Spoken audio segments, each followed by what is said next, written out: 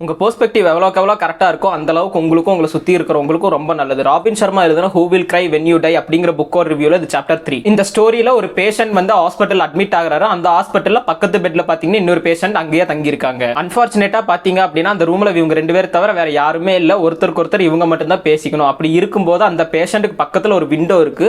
அந்த விண்டோ வெளியே நடக்கிறதெல்லாம் பார்த்து இவர்கிட்ட ஷேர் பண்ணிட்டு சந்தோஷமா பேசி சிரிச்சுட்டு இருக்காங்க. இப்ப புதுசா வந்த பேஷண்ட்டுக்கு பாத்தீங்க அப்படின்னா ஒரு சின்ன பொறாமை. அவருக்கு மட்டும் பக்கத்துல விண்டோ இருக்கு, வெளியே பாக்குறாங்க, வெளியே நடக்கிறதெல்லாம் பார்த்து சந்தோஷமா பேசி சிரிச்சுட்டு இருக்காங்க.